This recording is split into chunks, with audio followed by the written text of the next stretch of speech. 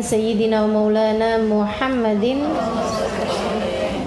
وعلى آله وصحبه أجمعين سبحانك لا علم لنا إلا ما علمتنا إنك أنت العليم الحكيم رب اشرح لي صدري ويسر لي أمري واحلل عقدة من lisani yafqahu qawli amma ba'd. Alhamdulillah, kita kembali berada di kajian kita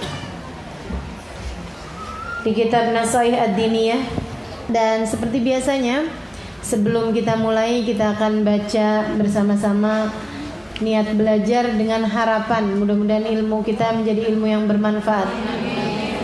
Dan karena pembahasannya mengenai perzinaan, kita minta kepada Allah Subhanahu wa taala semoga ilmunya menjadi penghalang kita dari melakukan perbuatan dosa besar zina dan juga yang mendekatinya, serta menjadi penghalang bagi seluruh keluarga kita dari perzinaan dan dari apa-apa yang mendekati perzinaan. Kita baca niat belajar bersama-sama. Bismillahirrahmanirrahim. Nawaitu ta'allum at-ta'lim wal nafa wal intifa' wal muzaqah wal tadhkir wal ifadah wal istifadah wal hifdha 'ala tamassuk bi kitabillah wa sunnati rasulillah sallallahu alaihi wa alihi wasallam الخير ابتغاء مرضاته وقربه وثوابه وحسن الخاتمة مع اللطف والعافية وصلاح العاقبة برحمتك يا أرحم الراحمين. إلى حضرة النبي محمد صلى الله عليه وسلم وآله وصحبه وأزواجه وذريته وأهل بيته وسلم من جميع الأنبياء والمرسلين والقرنين أجمعين. ونخصوصا سيدنا المهاجر الله محمد بن عيسى فكان مقدم محمد بن علي بن سيد الحبيب عبد الله بن أبي بكر العيدروس فخر الوجود الشيخ أبو بكر بن سالم وسليم فروة عمر صاحب راتب عبد الله بن الحداد أحمد بن زين الحبشي حبيب علي بن محمد الحبشي ثم إلى الإمام الغزالي محمد بن محمد الغزالي أتوسس إلى أرواح أربعة الأئمة المجتهدين ومقلدين في الدين علماء عاملين والمحدثين والقرآن مفسرين سادات الصوفية المحققين أجمعين أن الله يغفر لهم ويرحمهم ويعلي درجاتهم في الجنة وينفعنا ببركاتهم وأسرارهم وأنوارهم وعلومهم ونفحاتهم في الدين والدنيا والآخرة. الفاتحة.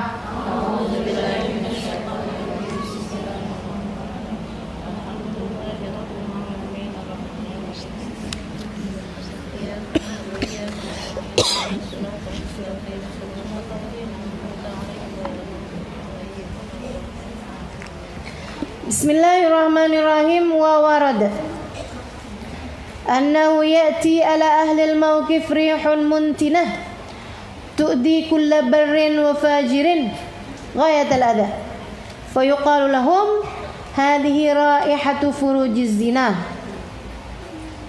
Na'udzubillah. Berkata Imamul Haddad dalam kitab Nasaih Ad-Diniyahnya, masih di bab mengenai zina, beliau mengatakan wa warada qala radhiyallahu ta'ala anhu wardah wa nafa'ana bihi wa bi'ulumihi fid dharain amin. Wa warada, dan datang keterangan bahwasanya ya'ti, datang, ala ahlil mauqif, kepada orang-orang yang berada di padang mahsyar di hari akhirat nanti, rihun muntinah, bau yang sangat busuk. Tu'di kulla barin, bau busuk tersebut mengganggu kepada semua orang yang berada di padang mahsyar, baik itu barin orang baik, wa fajirin ataupun orang fajir, orang fasik, orang yang enggak baik. Di akhirat nanti bau tersebut akan mengganggu siapapun yang sedang berada di padang mahsyar itu. Ghayatul adza, dengan gangguan yang sangat mengganggu, dengan gangguan yang sangat besar, sangat parah. Fayuqalu lahum, kemudian disampaikan kepada mereka bau busuk itu berasal dari mana. Hadhihi raihat furujuzuna, ini adalah bau dari farji orang yang berzina. Na'udzubillah. Wa fil hadis sahih, dan disebutkan dalam hadis sahih, annahu sallallahu alaihi wasallam ra'a zunah wa zawani fi mithli tanur, bahwasanya Nabi Muhammad alaihi wasallam melihat para pezina dan laki-laki yang berzina fi mithli tanur, pada semacam tanur. Tanur itu tempat masak, kayak kompornya orang Arab tuh, kayak tong. Itu tanur namanya. Ya'tihim lahabun nar min asfalih, datang kepada mereka lahapan api min asfali, dari arah bawahnya. Fayasihun, membuat mereka semuanya berteriak. Jadi mereka ditaruh di kayak tong panas, di bawahnya ada api yang menyambar sampai mereka kemudian berteriak-teriak. Fayasihun, mereka kemudian berteriak. Wayartafi'un, dan mereka mengeraskan teriakannya. Wadzalika min anwa' ta'dzibillah iyahum fil barzah, dan ini adalah salah satu dari jenis-jenis siksaan Allah Subhanahu wa taala kepada para pezina fil barzah, di alam barzah. Jadi bukan di akhirat ini ya, di alam barzah. Mana alam barzah? Alam kubur. Di alam kubur kayak begitu, di padang mahsyar kayak begitu, di neraka apalagi. Bahkan seperti yang pernah saya sampaikan juga, bahwa andai dosanya udah terampuni, dengan banyaknya sudah disiksa gitu ya, udah habis nih, selesai, dan karena mereka matinya bawa iman, jadi masuk surga, akan menjadi orang yang masuk surga dengan menundukkan kepala. Tidak ada orang masuk surga dengan menundukkan kepala illa ashabuz zina, kecuali orang yang berzina. Sampai masuk surga aja tetap bawa aib, teman-teman sekalian. Sampai masuk surga aja tetap bawa celak, tetap bawa rasa malu. Mudah-mudahan Allah selamatkan kita, seluruh keluarga kita. Amin ya rabbal alamin. Wa qala Allah Ta'ala fi dzikri ihlaki qaumi Lut, dan Allah Subhanahu wa taala bercerita mengenai pengadaban atau penghancuran kaumnya Nabi Lut. Hina amilu bil fahisyah, ketika mereka mengerjakan sesuatu yang menjijikkan, yaitu pekerjaan luti, LGBT sekarang ya. Wa asarru 'alaiha, dan mereka berketerusan mengerjakan pekerjaan tersebut. Allah cerita tentang siksanya di dunia nih, belum akhirat. Falamma jaa amruna ja'alna 'aliyaha safilaha, ketika telah datang keputusan kami untuk menyiksa mereka, ja'alna 'aliyaha safilaha, kami menjadikan bumi yang di bawah menjadi di atas mereka, digulung sama tanah, digulung sama bumi. Jadi sekalian, yang kemarin aja di Palu kayak gitu nyereminnya. Teman saya cerita, dia punya pondok pesantren di atas gunung. Dia turun lari, dan itu dia noleh ke belakang, tanahnya udah retak. Dia bilang, ya Allah, nggak ngebayangin ada kepanikan kayak begitu sebelum datang kiamat. Saya kayak udah kiamat gitu, dia bilang. Dia lari noleh ke belakang, udah pecah tanahnya. Dia lari lagi, noleh lagi ke belakang, pecah tanahnya. Ya Allah, serem benar. Ini Allah cerita ketika menghancurkan kaumnya Nabi Lut. Kata Allah, kami jadikan bumi yang semula di bawah mereka menjadi di atas mereka, digulung sama tanah.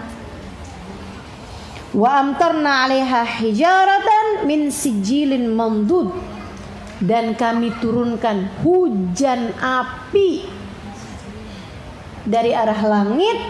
Min sijil, api tersebut hujan batu.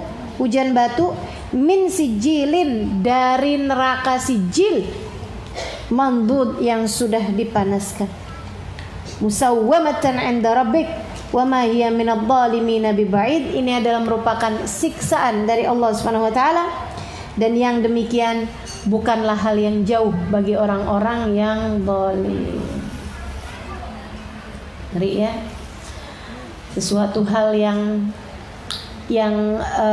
menjijikkan seperti itu dengan adab seperti itu. Kenapa Allah bikin sampai adabnya ngeri banget gitu? Dunia ngeri, di kuburan ngeri gitu kan, di akhirat ngeri. Karena orang dunia menjadikan zina sebagai sesuatu yang indah. Betul nggak? Iya. Betul nggak? Orang menjadikan zina itu sebagai sesuatu yang indah gitu. Kayaknya tuh kan kayak yang naksir, iya kan ya?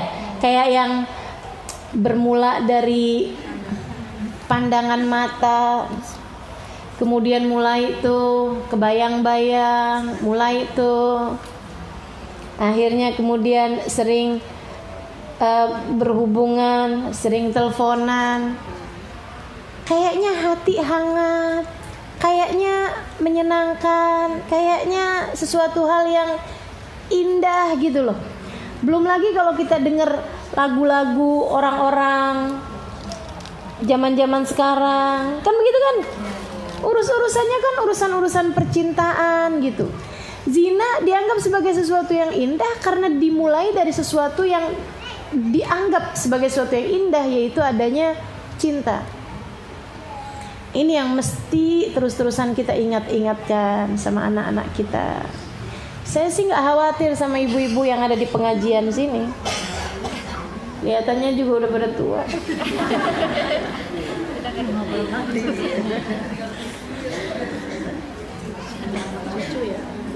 Iya, yang belum tua, yang masih muda juga saya nggak khawatir. Insya Allah, mudah-mudahan takwa menjadi penghalangmu dari mengerjakan perbuatan dosa. Karena ilmu ini kan cahaya. Cahaya esok atau lusa akan mencegahmu dari mengerjakan dosa-dosa besar. Insya Allah. Saya yakin itu. Kumpul sama orang baik-baik, masa sih nggak baik-baik juga? Betul nggak? Iya benar. Cuman masalahnya yang saya khawatirkan anak-anakmu tuh, yang saya khawatirkan adik-adikmu tuh, yang saya khawatirkan keluargamu, bahkan bu yang sudah nenek-nenek nih, yang saya khawatirkan cucu-cucumu. Ya Allah, zaman ke depan bukan jadi tambah mudah.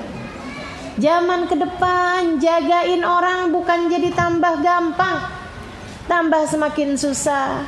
Ibu-ibu sekalian yang saya muliakan, buka TV yang namanya acara-acaranya perempuan-perempuan seksi, kan begitu ya, pakaian-pakaian yang kayak begituan. Belum lagi kayaknya tuh ya, dulu tuh yang namanya orang pacaran tuh orang-orang di kantor tuh. Habis itu turun ke anak-anak kuliahan, film-film tentang pacaran. Lama-lama turun lagi ke anak-anak SMA, kan begitu? Habis itu turun lagi anak-anak SMP. Sekarang SD itu loh, TK katanya ini. Saya belum ngikutin nih kalau yang TK. TK udah mulai juga.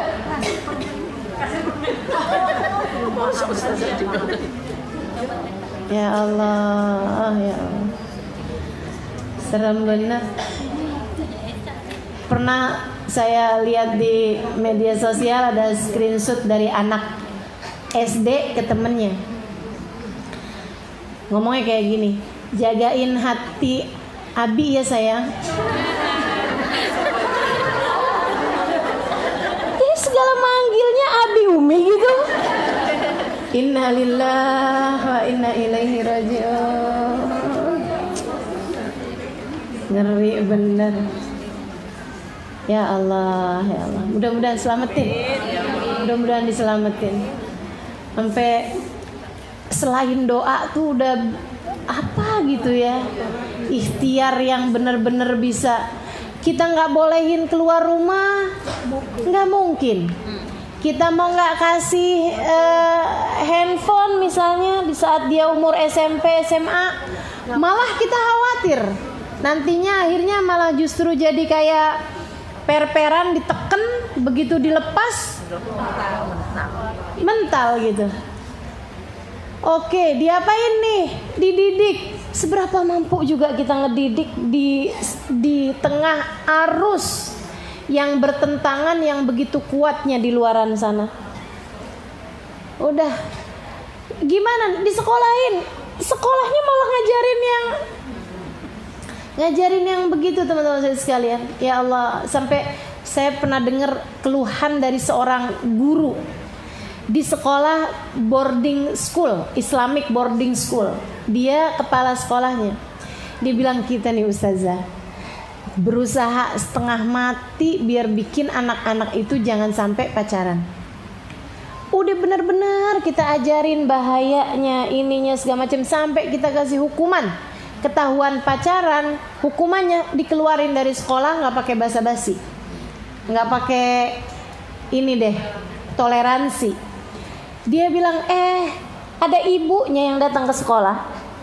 Ibunya ngomong kayak begini, Bu guru, saya khawatir loh sama anak saya. Kenapa? Saya bilang, dia tuh umurnya sekarang ini udah 17 tahun, tapi masa dia belum punya pacar? Gimana coba ustazah?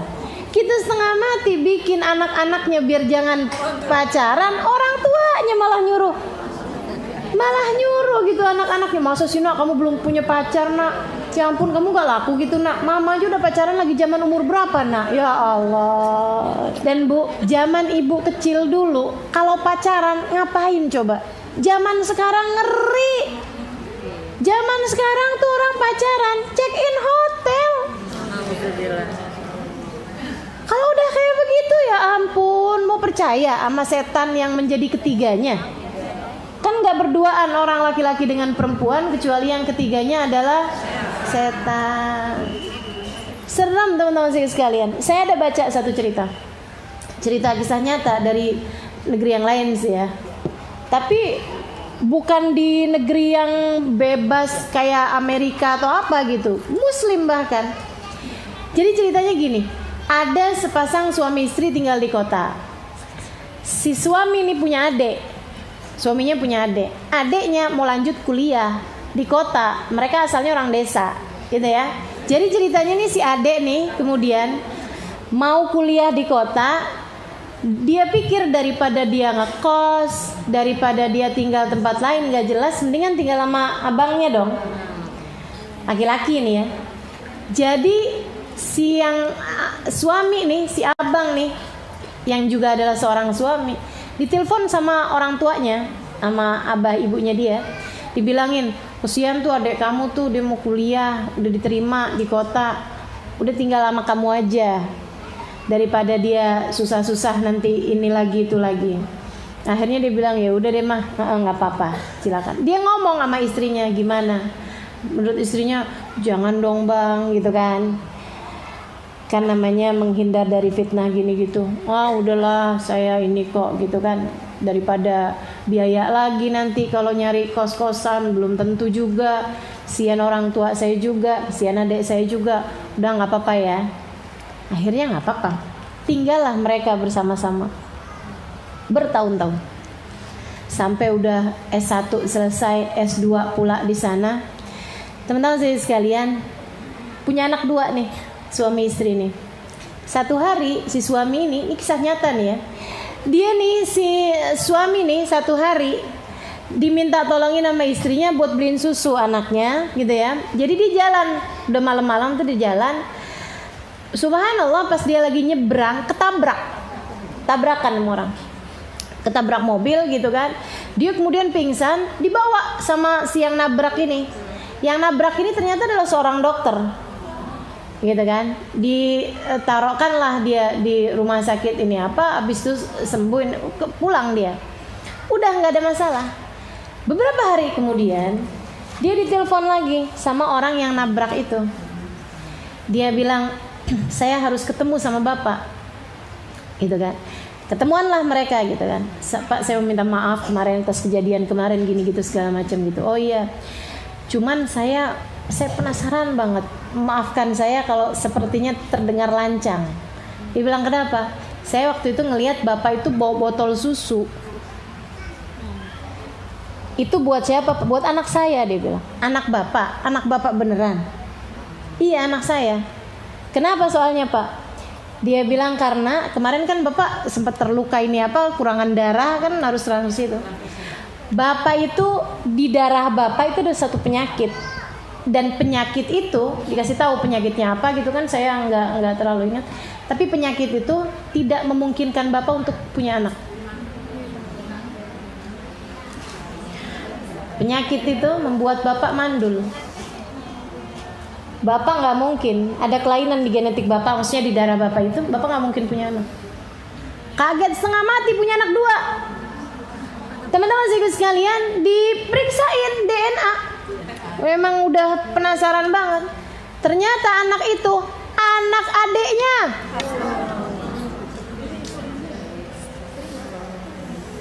Anak adiknya. Karena kan katanya orang Jawa, apa namanya? Ya itulah. Saya jangan suruh bawain pepatah Jawa. Nggak apal-apal. Apa kak? Witing Trisno Jalaran Soko Kulino. Nggak enak banget ya saya nyebutnya. Jadi adanya rasa cinta disebabkan karena kebiasaan. Sering ketemu, suami kerja di luar, di rumah berduaan. Ama ipar teman-teman sedikit sekalian. Tapi sabda Nabi Muhammad selalu benar. Enggak berduaan laki-laki dan perempuan, kecuali yang ketiganya adalah setan. Udah kayak begitu gimana coba?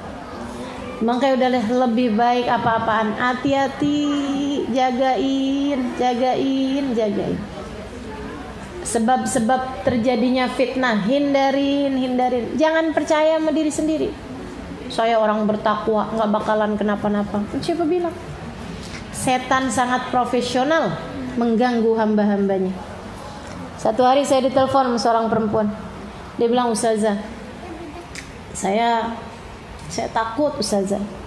Saya berani cerita ini karena saya bahkan nggak tahu siapa dia, gitu ya. Saya nggak tahu orang ini siapa. Dan jadinya bukan buka aib, saya cuman mau inti ceritanya tuh ada pembelajaran buat kita sekalian, teman-teman saya sekalian. Dia bilang dia ini punya suami selingkuh. Dia capek ngadepinnya gitu, suaminya udah selingkuh mulu gitu. Dia sampai berasa kesepian, kayak nikah tapi kayak nggak punya suami. Dalam status pernikahan tapi selalu ditinggal sama suaminya. Suaminya kayak ngerasanya suaminya nggak cinta sama dia. Kalaupun ketemu juga berantem mulu, gini gitu segala macem. Dia punya anak perempuan. Anaknya ini kemudian punya guru ngaji. Ada seorang anak pesantren, lulusan pesantren, datang ke rumah dia buat ngajar ngaji. Sekali, 2 kali, 3 kali, 4 kali, 5 kali. Entah keberapa kali gitu kan. Lama-lama kan jadi tambah deket, saling tegur, sapa. Satu hari mungkin ngelihat dia matanya sembab, dia nanya, kenapa Bu? Dia cerita. Lama-lama jadi tempat curhat. Lama-lama itu dia setan. Si perempuan ini berjilbab, biasa hadir majelis, bukan orang gak soleh, perempuan solehah. Laki-laki ini guru ngaji, lulusan pesantren, orang soleh, teman-teman saya sekalian. Yang gak soleh, setan. Yang ketiganya itu loh, kamu jangan bawa dia masuk. Jangan bawa dia masuk si setan ini. Makanya saya selalu bilang sama ponakan-ponakan, saya percaya sama kamu. Saya gak percaya sama setan. Saya gak percaya sama orang-orang di luaran sana yang entah apa yang mereka masukkan dalam pikiran-pikiran mereka. Kita percaya sama suami kita gak percaya sama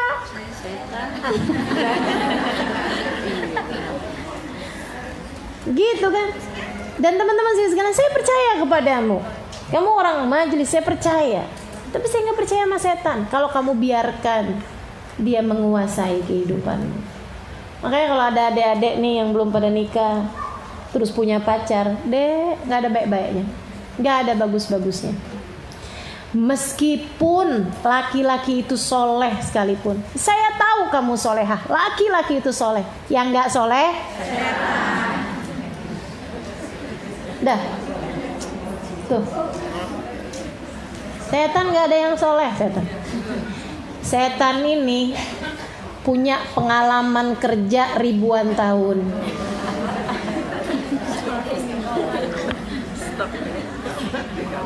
Nggak mati, nggak berhenti, nggak pernah putus asa. Ganggu kamu nggak pernah putus asa. Nggak berhasil dari sini masuk dari sini, nggak berhasil dari sini masuk dari sini. Aduh ya Allah. Ya Allah. Mudah-mudahan Allah selamatin gitu. Amin ya Rabbal. Nggak apa-apa kok, cuman pacaran gitu-gitu aja kok, usah ada pacaran syar'i. Udah. Nggak pakai ada pacaran syar'i, nggak ada ceritanya. Sama aja kayak saya memakan babi tapi halal. Nggak ada ceritanya babi halal. Gimana ceritanya babi halal? Babinya disunat.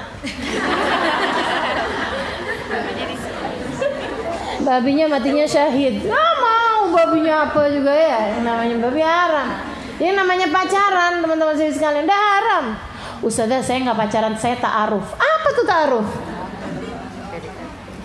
Ta'aruf Ustazah, PDKT mau nikah gitu Ustazah.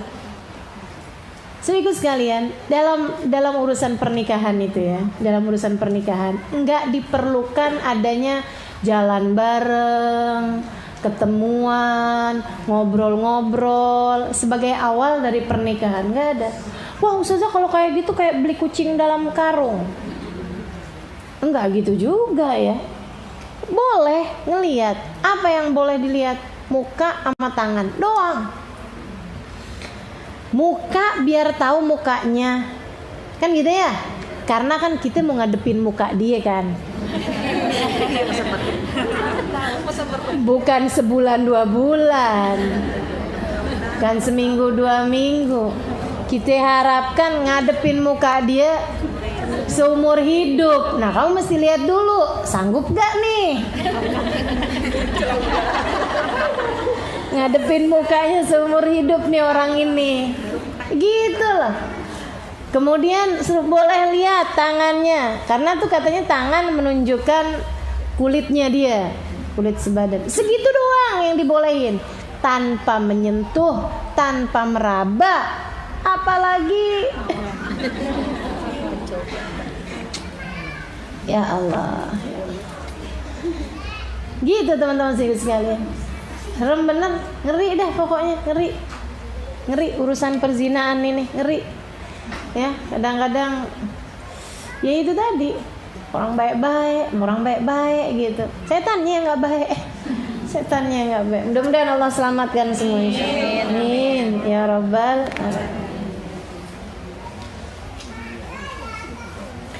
Qila fi ba'd tafasir, disampaikan pada sebagian tafsir-tafsir.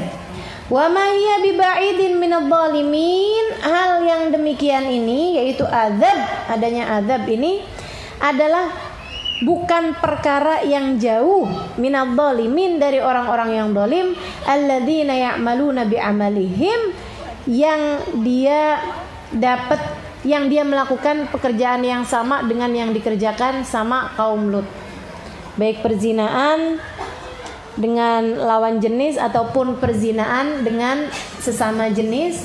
Ini adalah perkara yang dimurka oleh Allah Subhanahu wa taala, yang membuat Allah kemudian akan memberikan azab kepada mereka dari dunia sebelum kelak di hari akhirat nanti. Na'udzubillah min dzalik. Wa balaghana anna rajulaini kana ya'malani hadhihi al-fahishati al-khabitha fi bait wa min fawqi saqfihi hajara min al-hijara alladhi ursilat ala qaumi Lut fakharaka al-hajaru as-saqaf wa waqa'a alayhima fa ahlakahuma fabaghala dhalika ba'du salaf faqala sadaqallah wa ma hiya min adh-dhalimin biba'id. Saya pernah dengar cerita, kata siapa nih? Kata Imamul Haddad yang nulis kitab ini. Imamul Haddad bilang, saya pernah dengar cerita ada 2 orang laki-laki, dia ngerjain pekerjaannya kaumnya Nabi Lut, homoseksual ya, dalam sebuah rumah. Dan tiba-tiba min fauqi saqfi, dari arah atapnya rumah tersebut datanglah batu yang dulu diturunkan Allah kepada kaumnya Nabi Lut. Turun hujan batu yang datang dari kaumnya Nabi Lut, yaitu batu min sijilin mamdud, dari sijil, dari neraka sijil, batu dari neraka diturunin ke bumi. Gimana enggak? Fakharaqal hajar as-sadah, maka batu itu kemudian membakar atapnya, wa waqa alaihima, kemudian menjatuhi kedua orang tersebut, fa ahlakahuma, dan menghancurkan keduanya. Fa balagha dzalika ba'da salaf, maka cerita ini sampai kepada sebagian ulama, pada seorang ulama.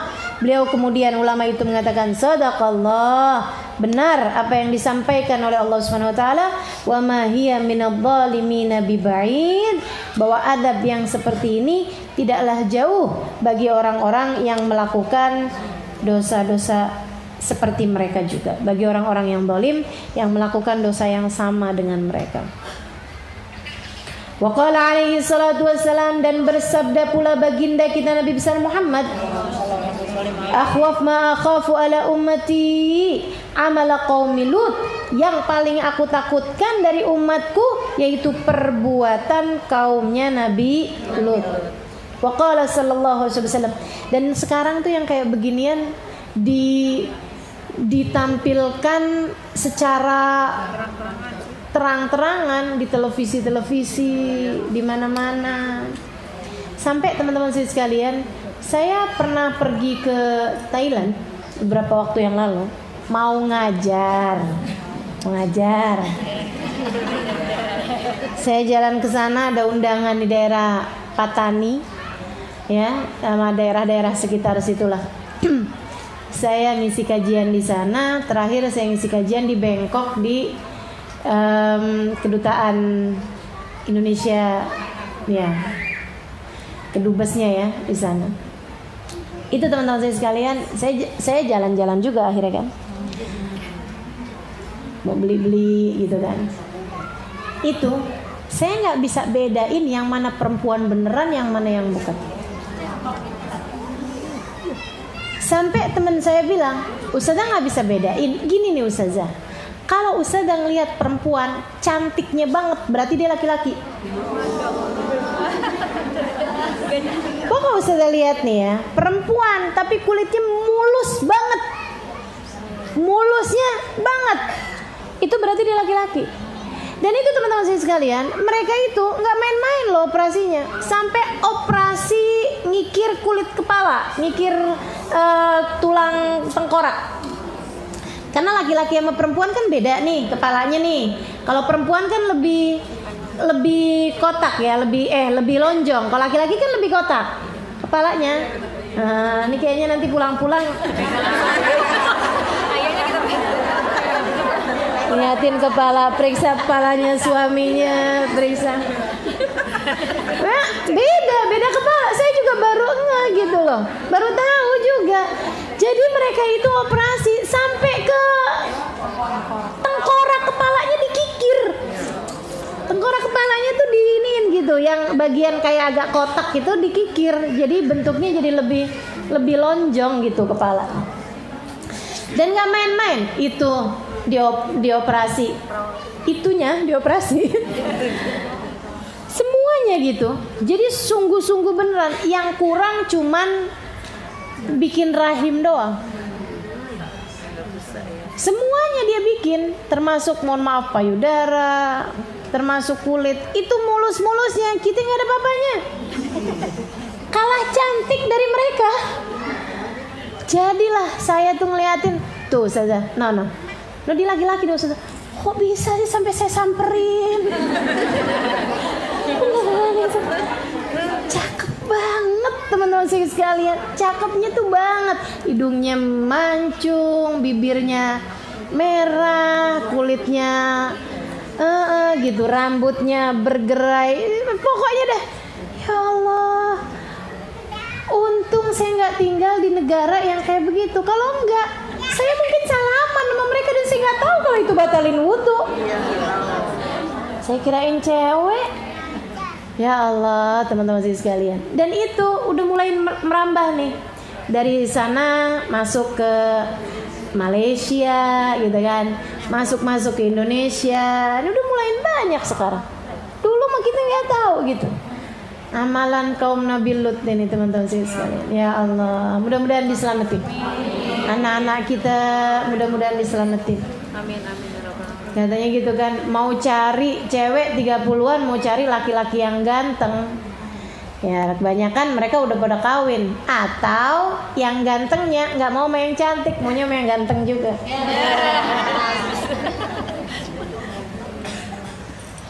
Serem bener. Mudah-mudahan diselamatin. Iya amin. Umat Islam ini ya. Amin ya rabbal alamin. Akhwaf ma akhaf ala ummati, kata Nabi Muhammad. Yang paling menakutkan, yang aku takutkan dari umat saya adalah pekerjaannya kaumnya Nabi Lut.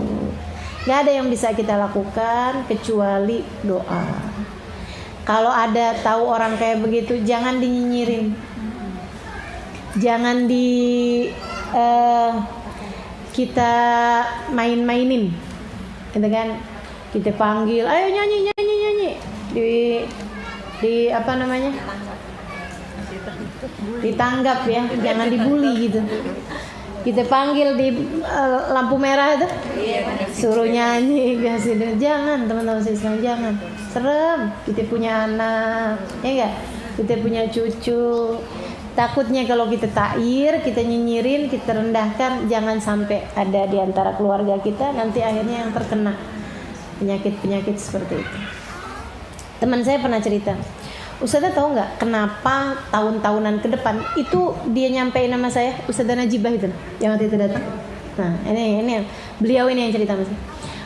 Ustazah, dia bilang tahun-tahun ke depan akan semakin banyak orang dengan badan laki-laki tapi merasa jiwanya perempuan.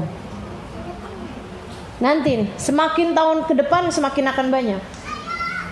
Saya bilang kenapa gitu Najibah? Dia bilang karena Ustazah, sekarang mereka ini lagi mengembangkan pupuk untuk tanaman, di mana pupuknya tersebut itu bisa bikin buah-buah menjadi besar-besar, dan itu berasal dari plasenta dari yang keluar ketika perempuan melahirkan. Ari-ari, ya, ini itu udah dikembangkan dengan mendunia teman-teman sekalian. Jadi tuh orang tuh sekarang nih kalau ngelahirin, perempuan melahirkan di rumah-rumah sakit, ari-arinya sama mereka dikumpulkan, dijadikan sebagai pupuk yang bisa membuat buah-buah jadi lebih besar dan tidak mudah busuk. Makanya pisang yang aslinya seberapa gedenya, yang pisang yang dari Bangkok tuh, itu kan gede-gede. Buah durian aslinya seberapa? Dari mereka gede-gede. Dan itu nggak cepat basi, nggak cepat rusak, nggak cepat busuk. Buah apel dari Malang tuh, seberapa gede coba? Segitu-gitu, kecil-kecil teman-teman sekalian. Sekarang apel datang besar-besar. Buah sekarang semuanya jadi mendadak besar-besar. Hampir semua buah lebih besar dari ukuran aslinya dan tidak mudah busuk. Buah jeruk dulu umurnya berapa hari? Buah jeruk sekarang umurnya berapa hari? Buah apel dulu umurnya berapa hari? Dari matang ke busuk. Buah apel sekarang berbulan-bulan. Itu kenapa tuh? Itu dia tuh. Dari plasenta ari-arinya perempuan itu ya, dari plasentanya perempuan, ari-arinya perempuan. Teman-teman saya sekalian, ari-arinya perempuan itu adalah bagian dari perempuan yang paling banyak genetika keperempuanannya. Orang makan buah tersebut, kemudian di dalam tubuhnya mengandung genetika perempuan. Ketika perempuan tersebut sedang hamil, banyak makan buah-buahan yang seperti itu, lahirlah anak-anak yang sebenarnya badannya adalah laki-laki, akan tetapi mengandung genetika perempuan. Kemudian mereka merasa saya terjebak dalam tubuh laki-laki, padahal saya adalah seorang perempuan. Gitu. Nah kalau kayak begitu kan masa mau disalahin apanya dong Ustazah? Ya tuh. Sekali lagi nggak ada yang bisa kita lakukan selain daripada doa. Doa terus doa. Saya begitu habis dengar cerita itu, jadi was-was. Apalagi kalau udah ada ponakan-ponakan lagi pada hamil, itu kan, jangan makan buah. Kalau makan buah lokal aja. Jangan makan vitamin-vitamin yang aneh-aneh, saya bilang. Udah, orang dulu-dulu tuh nggak pakai begitu-begituan, dah madu udah paling bagus, air kelapa udah paling bagus, udah deh. Udah yang normal-normal aja, yang kayak biasa-biasanya aja, kencur banyakin. Ya Allah, ya Allah. Habis bingung ya, jadi serba salah. Mudah-mudahan Allah selamatin. Waqala sallallahu alaihi wasallam, Nabi Muhammad alaihi wasallam mengatakan, la'anallah sab'ah min khalqih min fawqi sab'a samawat. Allah melaknat 7 kelompok dari makhluknya dari 7 lapis langit. Waraddada la'na ala wahidin minhum thalatha. Dan Nabi kemudian mengulangkan laknatnya tersebut kepada salah satu dari 7 kelompok tersebut 3 kali. Nabi bilangnya 3 kali. Maksudnya la'anallah sab'a min khalqi sab'a samawat. Mal'un itu 3 kali untuk kelompok yang satu ini. Wala'na kullu wahidin la'natan takfi. Sementara yang lain itu cuman disebutin laknatnya sekali.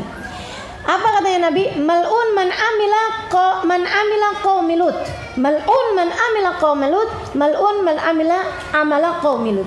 Mal'un man amila amala qaumi Lut. Mal'un man amila amala qaumi Lut. Mal'un man amila amala qaumi Lut. Dilaknat orang yang melakukan pekerjaannya kaum Nabi Lut. Dilaknat orang yang melakukan pekerjaannya kaum Nabi Lut. Dilaknat orang yang melakukan pekerjaannya kaum Nabi. Yang lainnya cuman satu-satu laknatnya. Apa itu? Mal'un man dabah li ghairillah. Dilaknat orang yang menyembelih tidak dengan nama Allah. Mal'un man ata syai'an minal bahaim. Dilaknat orang yang mendatangi binatang. Oh, ada ya. Ada penyakit tuh. Nauzubillah min dzalik.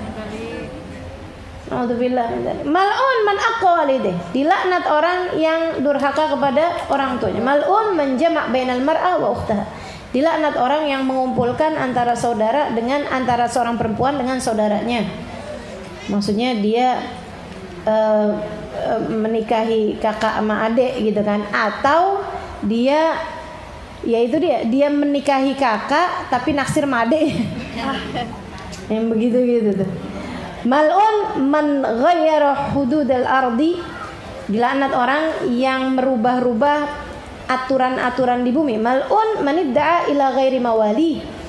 Dilaknat orang yang memanggil kepada selain binnya, selain nasabnya. Wa Nabi Hurairah radhiyallahu anhu qala, dan dari Abu Hurairah beliau mengatakan juga, qala Rasulullah sallallahu alaihi wasallam, arba'ah yusbihuna fi ghadabillah. 4 kelompok orang masuk pagi dalam laknatnya Allah, wa yumsun fi sakhatillah, masuk sore dalam keadaan dimurka sama Allah. Pagi dilaknat sama Allah, sore dimurka sama Allah. Qultu man hum ya Rasulullah. Abu Hurairah nanya, siapa itu mereka ya Rasulullah? Gal, Nabi Muhammad mengatakan, al mutasyabbihuna minar rijali bin nisa. Orang laki-laki yang suka nyerupa sama perempuan. Wal mutasyabbihati minan nisa'i bir rijal, dan perempuan yang suka menyerupai laki-laki. Walladhi ya'til bahimah, dan orang yang mendatangi binatang. Walladhi ya'tir rijal, dan laki-laki yang mendatangi laki-laki. Wa ma warada fi tahrimiz zina wal liwat wa fi uqubat murtakibihima katsirun syahir. Dan apa yang datang tentang keharamannya zina dan keharamannya liwat, dan dalam siksa mengenai orang yang melakukan hal tersebut, katsirun syahir, banyak sekali beredar di mana-mana, banyak hadis, banyak ayat, banyak cerita-cerita.